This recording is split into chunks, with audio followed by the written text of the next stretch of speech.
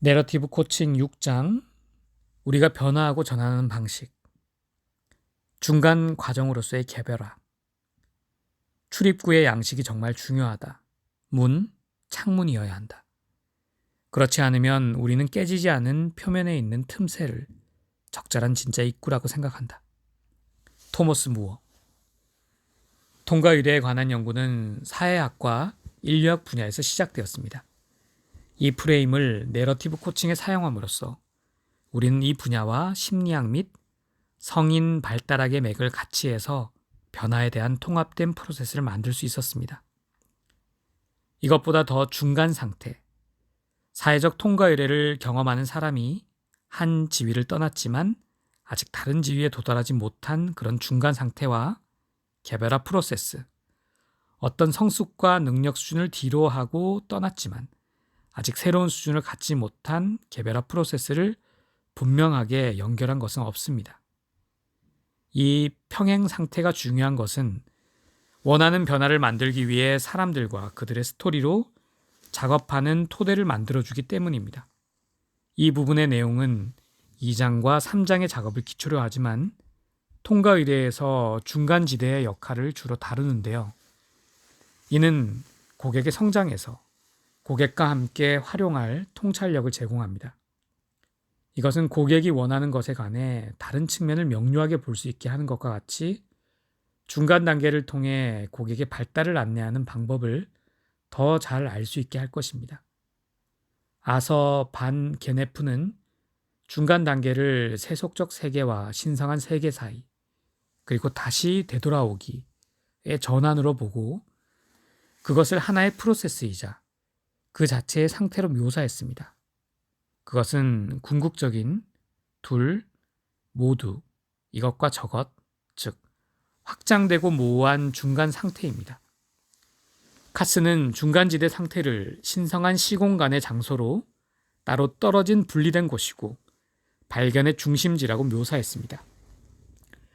그것은 하나의 컨테이너로 이 단계에서 사람들이 만나는 원초적 에너지를 보유하고 한때 당연하게 여겼던 자기 삶과 스토리에 관한 새로운 관점을 제공합니다. 이 컨테이너는 밖으로 날리거나 부풀지 않으면서도 휘젓는 모든 것을 담을 수 있을 만큼 충분히 튼튼해서 정화 프로세스가 진실되고 필수적인 것에 집중될 수 있어야 합니다. 이 중간 공간의 또 다른 특징은 심오한 모호함, 혼란과 불확실성의 느낌, 권력, 지위, 그리고 또는 역할의 상실, 정상적인 관계는 상실했지만 임시 공동체는 생김, 오염되었지만 신성한 에너지와 연결된 목적지, 파괴적인 도전이지만 연속성 있음, 죽음과 영혼의 어두운 방과의 직면, 우울과 절망의 느낌 등이 있습니다. 결국 그것은 일반적으로 어떤 변혁의 순간에서 불편하지만 피할 수 없는 경험이기도 합니다. 중간지대는 원래 모델에서 문턱, 임계점으로 명확하게 구분된 양쪽 상태에서 대조적으로 정의된다는 점에서는 역설적이지만 그것 자체가 기본적으로 명확하지 않습니다. 이 공간에 있는 사람은 이제 모든 것이 다르다는 것을 알지만 보통 처음에는 그 이유를 말할 수 없습니다. 그렇기 때문에 사람들이 어떤 것에 대한 통과인지 알 수 있을 만큼 이 공간에 오래 머물러 있는 것이 중요합니다. 중간지대는 특정 상황을 고수하던 것이 느슨해지고 과거가 순간적으로 부정되거나 중단되거나 폐지되고 미래가 아직 시작되지 않은 애매한 시기로 모든 것이 말하자면 균형이 흔들리는 그런 순수한 잠재력의 순간입니다. 사람들이 이런 미지의 영역을 통과할 때 충분한 구조와 안내를 확실하게 해주는 의대, 선배의 가르침이 있으면 과거 정체성 구조는 해체되고 새로운 구조가 배치됩니다. 또한 중간 공간으로의 진입, 통과, 진출의 이동을 하게 되면 일반적으로 일상 경험에서는 유용하지 않았던 문화의 기본 구성 요소, 예를 들어 규범, 가치, 격언, 전통이 노출되고 면밀한 조사를 하게 됩니다. 그 결과 중간지대는 사람들이 이러한 요소들을 분리하고 새로운 방법으로 재결합함으로써 익숙한 문화 범주로 시도할 수 있는 프레임을 만듭니다. 이러한 시도는 자기 주변의 경계를 유지하기 위해 옛날의 궁정 들러리들과 같이 사회적 프로세스로 고착될 때도 있고 사회의 변방과 그런 의례로 만들어질 때도 있습니다. 그곳은 기대가 도전을 받고 말할 수 없던 대상이 논의되며 새로운 역할을 시험하는 장소입니다. 그런 프로세스에서 사람들은 그들의 사회 시스템에 따라 새로운 지위, 역할 또는 정체성을 얻을 뿐만 아니라 존재 자체, 즉 존재론적 통과의 변화도 있게 됩니다. 과거의 확실성은 새로운 가능성에 길을 내주는데요. 진정한 중간 방식에 따르면 전자는 후자가 명료해지는 것보다 빠르게 없어집니다.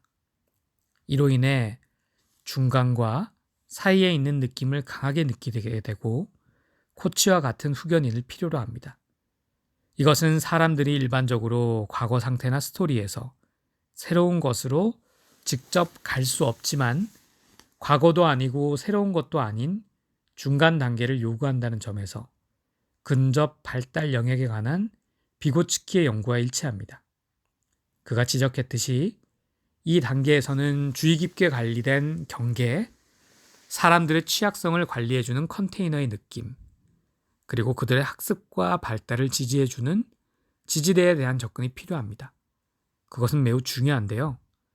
왜냐하면 이 단계에서 사람들이 자기에게 낯선 사람이 될 수 있고 공허하고 맥이 빠지며 확실성과 견고함을 상실할 수 있고 그들이 알고 있는 것과 자기 존재라고 생각하는 것에 대해 의문을 갖게 되며 두려움과 내 던져진 듯 하고 자기 자아가 필수 요건인 항복을 거부함에 따라 불안해질 수 있기 때문입니다.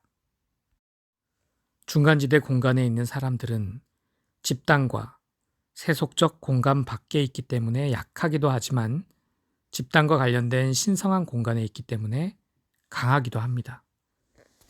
일반적으로 사람들의 자기는 이 단계를 거칠 때 상실감을 경험하므로 대부분 중간지대, 즉 중간적 자기로 인내하는 것은 도전적 작업입니다. 과거 거주했던 것이 해체되고 마치 작은 도토리가 생명을 다하고 그것이 사나에 거대한 떡갈나무나 불사조가 되는 것과 같이 새로운 방향의 가능성에 대한 초점이 생깁니다. 새로운 태도와 새 스토리로 가는 길은 추락과 거기에 수반되는 우울 상태의 수용과 항복, 뒤에 남겨둬야 할 것 내려놓기, 그리고 해야만 하는 작업을 필요로 합니다. 이렇게 되면 사람들의 핑계와 타협이 없어져 이 기간 동안 더욱 가시적이고 접근 가능해진 삭막한 진실들과 직면하게 됩니다. 결과적으로 고객은 새 스토리를 위한 더 많은 공간을 위해 옛 내러티브에 도전할 수 있고 한때 갇혀있던 에너지를 방출해 새로운 방향으로 전달할 수 있습니다. 그러면 삶에서 더 자기답게, 특히 과거에는 제외하거나 개발하지 않았지만 이제 유용해진 측면들로 살 수 있습니다. 많은 사람이 중간지대 공간의 통과를 짙은 안개 속에서 방향타가 없는 배를 조종하려는 선장과 같이 묘사합니다. 이것은 그들의 외부 세계에서 일시적으로 참고할 부분이 부족한 데에서 기인할 수 있습니다. 좋은 소식은 만약 어떤 사람이 이 혼란을 견딜 수 있다면 자기의 내부 나침반을 찾아서 그것을 연마하기 시작했다는 것입니다. 이 점에서 코치는 섬세한 균형이 필요한데 모든 것에서 자기 아이를 보호할 수 없고 설령 그렇다 해도 이러한 도전에서 아이들이 평생 필요한 회복 탄력성과 자신감이 생긴다는 것을 깨닫는 부모들과 같습니다. 그러므로 고객이 스스로 작업할 수 있게 안전한 공간을 확보하는 것에 집중해야 합니다. 일반적으로 이 단계에 나타나는 언어 및 상징적 자원을 활용하도록 돕습니다. 그것은 보통 인식하거나 예측하지 못한 형태로 나타나지만 이 단계를 돌파해 다음 단계로 나아가는 데 필수적입니다. 안개가 걷히기까지 시간이 좀 걸리고 고객이 때로는 바다에서 길을 잃거나 바위에 부딪히는 느낌이 들 수도 있습니다. 그러나 그 프로세스에서 사람들이 선원으로서 자기 자신, 배, 그리고 바다에 대해 더 향상된 느낌을 갖게 하여 자기의 도구를 찾고 작업을 하며 다시 앞으로 나아가게 도울 수 있습니다. 많은 사람에게 통과 의뢰가 없었다는 점을 감안할 때 코칭은 분리와 재통합 사이를 연결하는 개별화로서 사람들이 자기 중간지대 작업을 하도록 돕는 중요한 역할을 할 수 있습니다.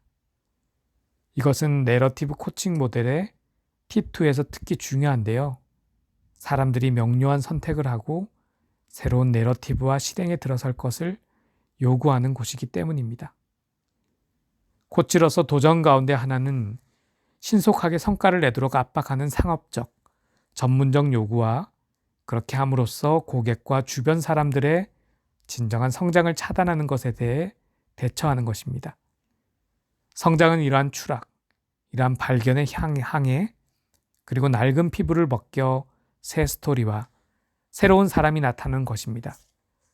중간 프로세스를 강화하고 사람들의 자각을 풍부하게 하는 데 초점을 둔다 해도 지름길은 없습니다. 그것은 코치와 고객이 이러한 알지 못함과 신성한 공간에 그들을 담그는 컨테이너를 요구합니다.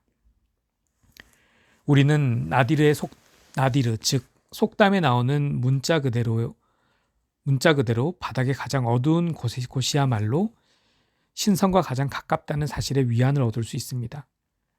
그곳은 베일이 벗겨져 가장 항복해야만 하는 자기 자신과 대면하게 되고 그렇게 함으로써 다른 편에서 탄생을 기다리는 것이 조금씩 보이기 시작하는 장소입니다. 중간 과정을 강화하고 사람들의 자각을 풍부하게 하는 데 초점을 둔다 해도 지름길은 없습니다.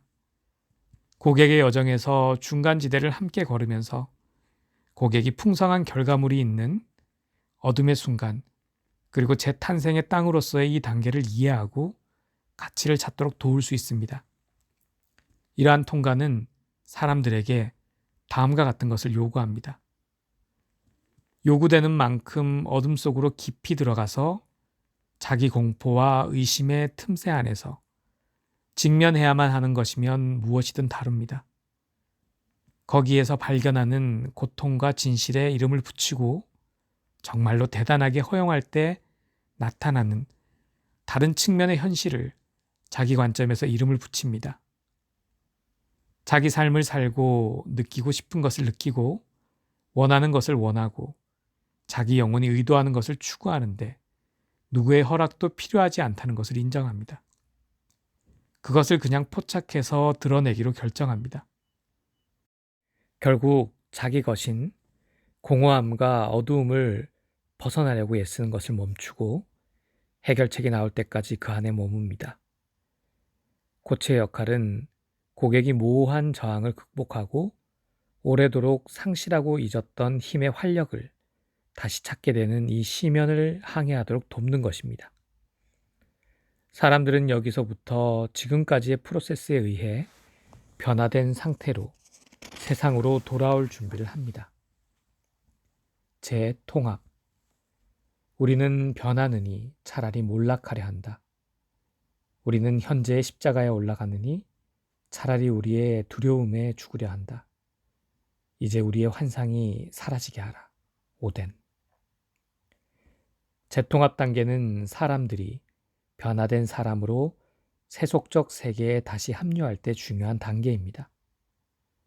좀 더 전통적 모델에서는 전환의 의미와 단일 방향성을 강조하기 위해 복귀가 첫 단계의 분리만큼 분명합니다. 여러 면에서 그것은 한 여정의 정점이며 또한 새로운 정체성에서 보면 다른 여정이 시작이기도 합니다. 그러한 이유에서 그것은 축하와 새로운 시작의 시기입니다. 사람들이 당면한 과제에 계속 집중하고 초보자로서 새 역할로 들어서면 충분히 지지받아야만 합니다. 그래서 처음에는 그것이 쉽지 않다고 생각되는데 새로운 정체성과 맥을 같이 해서 삶의 많은 부분이 조정될 필요가 있기 때문입니다. 그런 프로세스를 거쳐온 사람들에게는 성취한 것이 명료하고 그래야만 하는 것으로 보이지만 주변 사람들이 꼭 그렇게 생각하는 것은 아닙니다. 통과 의례는 지역사회 전체에서 진화적 가치를 갖지만 현상 유지의 재확인과 그에 대한 도전 사이에 긴장이 나타날 때도 있습니다. 그 두 가지는 모두 성장의 기회가 되는데요. 전자는 보존이고 후자는 발전과 관련됩니다.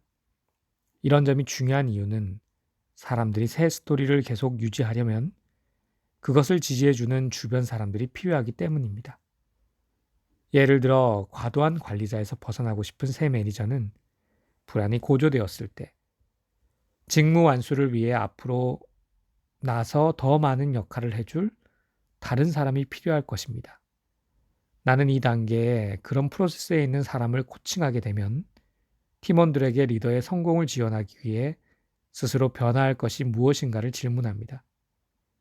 그것은 공동체가 리더의 과거 모습이 아니라 앞으로 되고 싶은 새 모습을 받아들여야 한다는 것을 반영합니다. 게다가 이 고객이 이뤘던 변화를 일상생활에 적용하는데 충분히 주의를 기울이지 않으면 성취한 것에서 많은 것을 잃게 될 것입니다.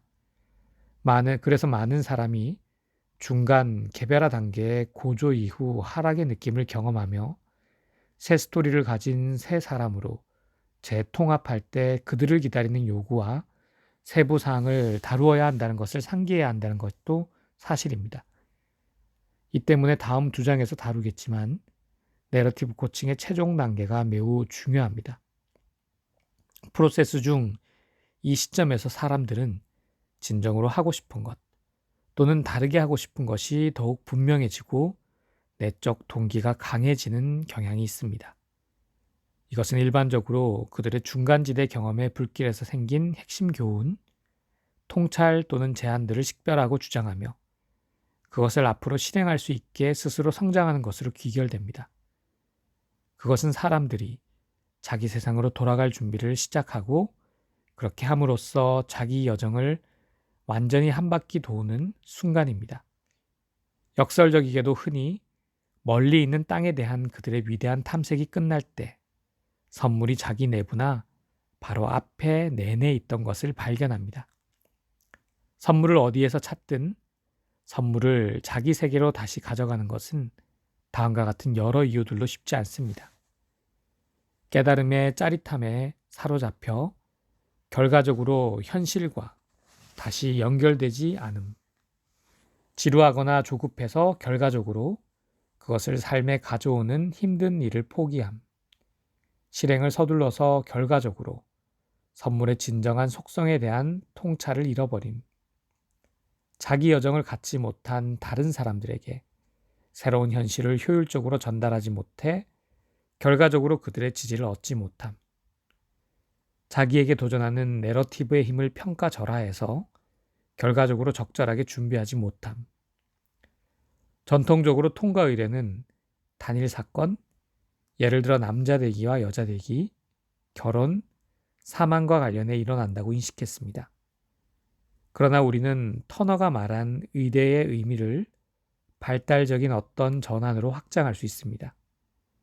3단계에서 각 단계, 분리, 전환, 재통합은 한 개인의 성장에 있어서 의미 있는 변화 기회의 신호입니다.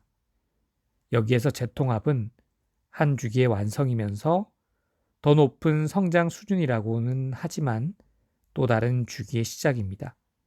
아마도 삶에서 이미 이런 것을 경험해 보았을 것입니다. 충분히 한 이슈를 해결하면 삶을 풍요롭게 하는 것을 발견할 뿐 아니라 다루어야 할 다음 층이 나타납니다. 그래서 새는 더 큰 지혜와 편안함과 함께 희망을 가지고 다시 한번 나무 주위를 원을 그리며 돕니다. 따라서 고객의 재통합 프로세스를 계속 관리하려면 코칭 세션에서 몇 가지만 집중하고 강력한 변곡점을 사용해서 사람들이 새 내러티브를 향해 자기 자신을 넛지하게 도와야 합니다. 문턱 임계점 넘어가기. 새벽의 산들 바람은 당신에게 전해줄 비밀이 있다. 다시 잠들지 말라. 사람들이 두세 개가 만나는 문지방을 이리저리 넘나든다. 문은 활짝 열려 있다. 다시 잠들지 마라. 바크스에서 루미. 강화된 통과 의뢰 모델에는 4개의 문턱 임계점, 원래 모델보다 한 개 더 있습니다. 이는 변화 프로세스를 더 자세히 구별할 필요가 있어서입니다. 터너는 문턱 임계점이라는 단어가 곡물 껍질을 두드리던, 그래서 숨겨진 것이 드러난 곳인 독일어 단어 탈곡기가 기원이라고 말했습니다. 문턱 임계점을 넘는 것은 말 그대로 그런 장면, 그대로 껍질을 뒤로 남기고 곡물에 도달하는 것입니다. 엘리어드는 문턱 임계점을 두 세계를 구별하고 반대의 개념을 나타내는 한계 지점, 경계, 국경인 동시에 이 두 세계가 서로 소통하는 역설적 장소라고 묘사했습니다. 문턱 임계점은 한 단계와 다음 단계 사이를 눈에 띄게 넘는 것으로 더 광범위한 전환과 변화 프로세스의 일부입니다. 존 오도뉴는 다음과 같이 쓰고 있습니다. 문턱 임계점은 단순한 경계가 아니다. 그것은 두 개의 서로 다른 영토, 리듬, 대기 등을 나누는 국경이다. 그것은 가슴으로 열정적으로 관여하고 깨어나지 않으면 넘을 수 없는 진정한 국경이다. 이 문턱 임계점에서 위대하고 복잡한 감정, 즉 혼란, 두려움, 흥분, 슬픔, 희망이 살아난다. 이런 이유에서라도 그런 생생한 넘어가기는 항상 의대로 포장된다.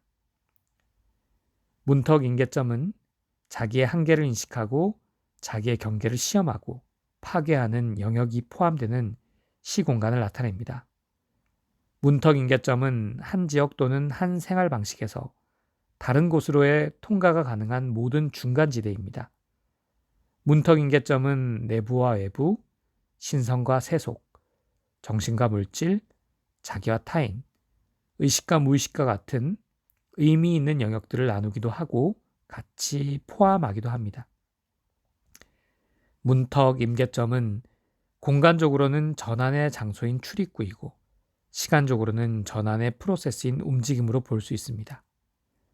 문턱 임계점은 사람들이 중요한 결정을 내릴 때와 같이 시간적으로 단일한 찰나의 순간에 나타날 때가 있습니다.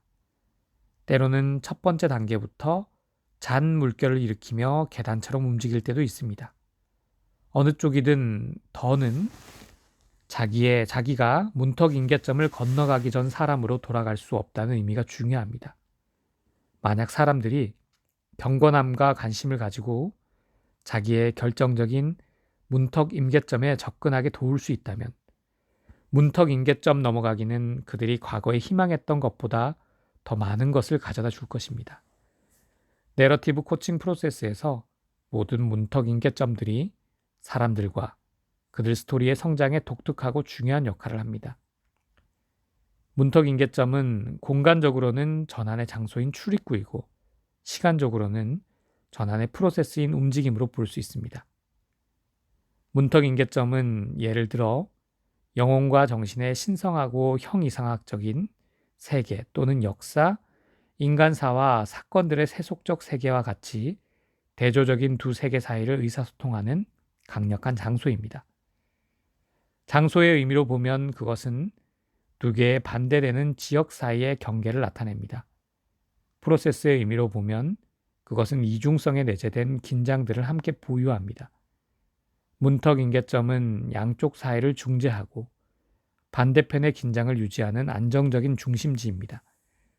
그것은 양편을 볼 수 있고 다른 편으로 에너지가 흐를 기회가 있는 가능성의 장소입니다. 그것은 어떤 상태나 실행에 대한 입구와 시작이 이루어지고 두 세계가 교차하는 국경, 두 경계의 공간의 끝이 합쳐져 변화한 특성을 지닌 제3의 공간을 제공합니다. 이 공간의 주의를 기울이는 것은 소명감과 인내를 요구합니다. 열려있고 정직한 관계에서 단순하게 거기에서 존재를 유지하려면 영혼의 훈련이 필요하다. 그렇지 않으면 경계를 넘어가려던 고객이 패배해 다시 돌아서고 두 세계 사이에서 필요한 소통과 전환이 좌절됩니다. 문턱인계점은 또한 시간에서의 프로세스입니다.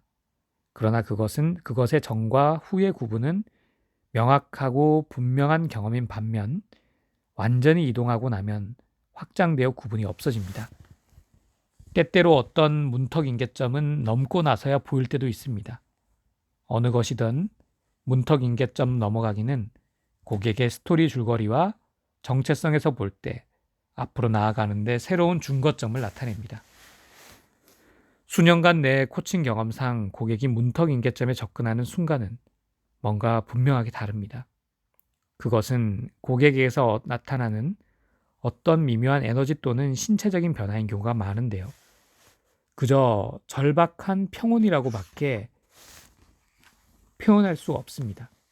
큰 변화를 할 준비가 되어 있고 큰 문제가 위태롭기 때문에 절박하게 느껴지며 해야 할 것과 그 이유에 대한 명료함과 확실성이 있기에 평온하게 느껴집니다.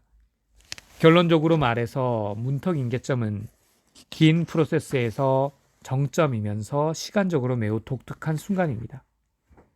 고전적인 통과일의 모델에서 넘게 되는 문턱인계점은 두 번입니다. 한 번은 아래쪽의 세계에서 여정을 시작하기 위해 세계를 떠나는 것이고 또 한 번은 중간지대로부터 위쪽 세계로 돌아가는 것입니다. 내러티브 코칭과 같은 더 현대적인 맥락에서 사람들은 수평축의 공간에서 두 번, 수직축의 시간에서 두 번 넘어갑니다.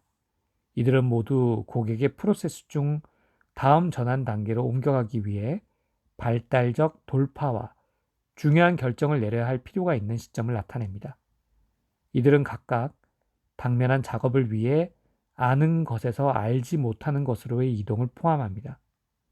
문턱인계점을 넘어가면서 사람들은 세상을 잘 볼 수 있는 새로운 지점과 다음에 올 것을 발견할 수 있는 새로운 출발점을 얻습니다. 그러한 통과를 위해 고객은 안전한 컨테이너, 강력하고 경험적인 프로세스, 그리고 동반자로서 안내자가 필요합니다. 티모시 카스는 문턱인계점 개념이 코칭과 잘 맞는 이유를 다음과 같은 통찰력으로 이해하기에 돕습니다. 그들의 접근은 사람들을 단순히 과거의 평형 상태로 되돌아가게 하는 것이 아니라 미래를 지향합니다. 중간지대 범주는 퇴행보다는 진화의 측면에서 위기를 설명합니다. 후견인, 각 시간의 문턱 인계점에서 지하세계의 문을 열려면 그것의 이름을 알아야 한다.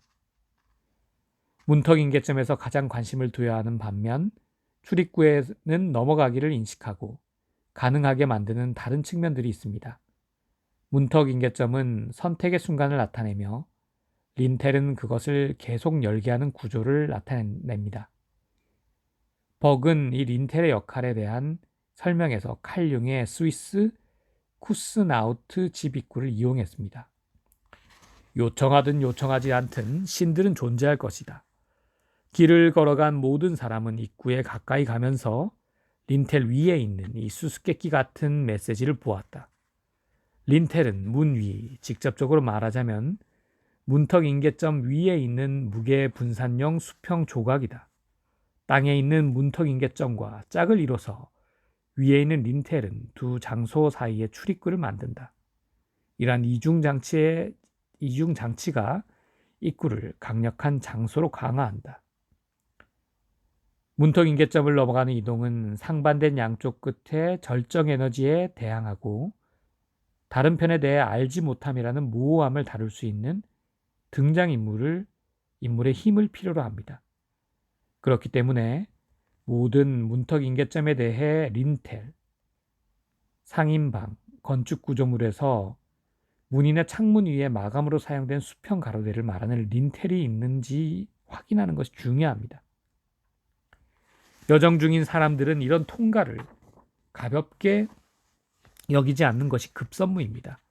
그것은 우리 자신, 다른 사람들, 그리고 삶 자체에 관한 우리의 핵심 구조물에 도전할 수 있기 때문에 준비가 잘 안 되어 있거나 용기 없는 사람들을 위한 것이 아닙니다.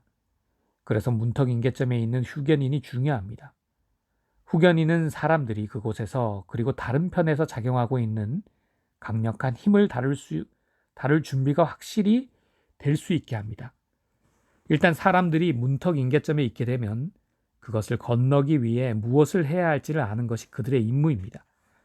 건너가기는 어떤 것이든 완료되면 거의 항상 평가의 순간이 있긴 하지만 한 가지 대담한 행동 또는 일련의 주요한 변화를 수반합니다. 이를 위해 조셉 캠벨이 말한 이른바 문턱인계점 후견인, 즉 출입구에서 힘을 다루는 사람이 필요합니다. 그들은 상징적으로 그리고 말 그대로 사람들에게 문턱인계점을 가볍게 여기지 말라고 상기시키고 진정으로 위태한 것을 소중히 여기며 그런 준비를 하라고 도전합니다. 이러한 후견인들은 가까운 연맹이거나 적으로 간주되는 사람들인데요. 그 이유는 역설적으로 이들이 각각 상황의 진실과 그에 따른 요구를 지적할 수 있게 잘 준비되어 있기 때문입니다. 심리학적으로 말하자면 이 후견인들은 이 문턱인계점을 넘어가기 위해 중요한 우리 그림자 부분과 두려움의 투사로 볼 수 있습니다. 여기에서 좋은과 나쁜과 같은 용어는 아무런 관련이 없는데요. 왜냐하면 모든 후견인이 동일한 목적, 즉 지금까지 그곳에 있었던 것을 보지 못하게 했던 베일을 걷어올리고 진실의 문턱인계점을 넘도록 도와주는 역할을 하기 때문입니다. 모든 후견인은 본질에서 같은 질문을 합니다. 원하는 것을 위해 무엇을 직면해야 하는가? 어떤 투사를 멈춰야 그 에너지를 자기 성장에 도움이 되게 쓸 수 있는가? 코치의 역할은 고객이 고난을 겪는 동안 열려 있으면서도 무의식적이며 확고하면서도 융통적인 상태를 유지하고 통과를 완수할 수 있는 용기를 갖도록 지원하는 것입니다. 후견인들은 그 프로세스에서 사람들이 상황을 좀 더 명료하게 볼 수 있도록 돕거나 도움을 주거나 준비가 되었는지 확인하는 테스트를 하는 것과 같은 많은 역할을 수행할 수 있습니다. 후견인들은 우리를 보호할 뿐만 아니라 문턱인계점 그 자체도 보호하고 있습니다. 그들의 임무는 자각이 번쩍인 순간 신성하고 세속적인 것이 만나거나 결정적 선택의 순간 과거와 미래가 만나는 장소를 유지하는 것입니다. 그들은 계속 경계선을 잘 정비하고 중심부를 신선하고 튼튼하게 유지하는 임무를 맡고 있습니다. 코칭에서 우리의 후견인 역할 중에는 어떤 순간의 진실 속으로 더 깊이 빠지도록 사람들에게 도전하는 것이 있습니다. 그렇게 함으로써 사람들은 그 문턱인계점의 가능성을 열고 그것을 넘어갈 수 있게 할 진정한 이름을 발견하게 됩니다. 이로 인해 사람들은 더는 자기에게 도움이 되지 않는 스토리를 내려놓게 돼요. 떠나려고 애쓰는 과거 세계와 들어가기를 두려워하는 새로운 세계 사이에서 더는 갇히지 않게 됩니다. 후견인들은 실제로 이러한 출입문들에 서 있게 되는데요. 그 이유는 그곳에 존재하는 잠재력과 힘을 인식하기 때문입니다. 최근 이 작업의 수강생은 다음과 같이 회상했습니다.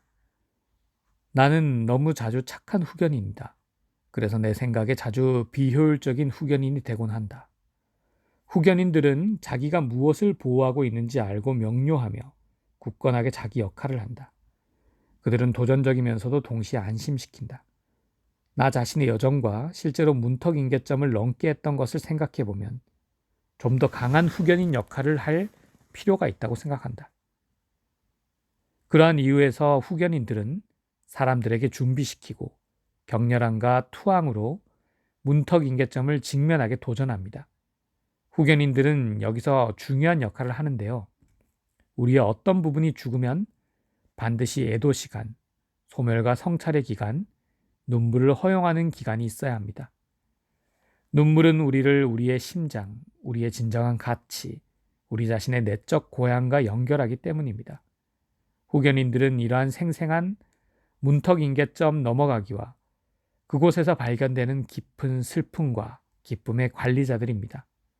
이와 같이 코치의 역할은 고객이 고난 동안 열려 있으면서도 의식적이며 확고하면서도 융통적인 상태를 유지하고 통과를 완수할 수 있는 용기를 갖도록 지원하는 것입니다. 그들은 특히 작업이 어려울 때, 예를 들어 강력한 힘이 작용하고 중요한 선택이 필요한 중간 지점에서 이러한 지원이 필요할 것입니다. 사람들이 흔히 가장 정직한 자기 인식, 가장 강력한 질문, 그리고 가장 깊은 희망과 두려움에 가장 가깝게 가게 되는 것은 바로 이런 중간 장소에서입니다. 그곳에서 그들이 발견한 것은 삶에 맞은 많은 측면을 통해 퍼져나가기 때문에 그들에게서 가장 큰 변화를 촉발시킵니다. 코칭 프로세스에서 후견인으로서의 역할을 잘 하려면 신성한 리더십의 느낌, 강력한 문화 및 영적 인식, 신체적 정서적 회복 탄력성, 그리고 이러한 격렬하지만 소중한 공간을 통해 사람들을 안내할 수 있는 개인적이고 관계적인 성숙함이 필요합니다. 내러티브 코칭은 대인관계의 수준에서 변화를 촉진하고 동일한 프로세스에서 통과 의례를 통해 전환과 성장을 다루며 사람들이 옛 스토리를 치유하고 삶의 새 스토리를 가져오게 돕습니다. 아래의 공간을 이용해서 자기 삶이나 프랙티스에서 다음 문턱 인계점을 탐색해 봅니다. 이것은 우리 수련회와 실험실에서 정기적으로 하는 프로세스인데요. 사람들에게 자기 문제의 핵심과 그것을 다루기 위해 진정으로 취해야 할 것에 대한 본능적 경험을 주게 됩니다. 4가지 질문에 대한 답을 적고 나타난 것을 살펴봅니다. 자기의 문턱 인계점은 변화 프로세스에서 어떤 2개의 단계 사이에 있을 것입니다. 다음 표본은 바꾸기에서 유지하기 단계를 기초로 한 것입니다. 정말 그렇게 하고 싶다는 생각이 들면 바닥에 문턱 인계점을 놓고 앞에 서서 어떤 느낌인지 느끼고 준비가 됐다고 생각되었을 때 넘어갑니다. 스스로 목적을 갖고 문턱 인계점을 넘어갔을 때 그렇게 하면서 새 공간, 새 스토리, 즉 다시는 돌아가지 않는 곳으로 간다는 인식이 중요합니다. 내 프랙티스를 위한 시사점, 문턱 인계점에서 후견인으로서 도움을 줄 때의 원칙, 다음에 해야 할 것을 생각하기보다는 전개되는 것에 온전히 현존한다. 예를 들어 과거를 고정된 것으로 보지 않는 것처럼 시간을 유동적인 것으로 본다. 예를 들어 한 곳에만 머물지 않는다고 보는 것처럼 공간과 그 안에 있는 것들을 유동적으로 본다. 격렬하지만 연민적이고 연민적이지만 격렬해야 한다. 문턱 인계점은 준비되지 않은 사람을 위한 것이 아니다. 내러티브의 매끈함에 굴복하거나 결탁하기보다는 불일치와 알지 못함에 기꺼이 마주한다. 필요에 따라 외부의 변화 이슈와 내부의 전환 요구 사이에서 이동한다. 순서에 따라 질문하기보다는 필요에 따라 스토리의 안과 밖으로 이동한다.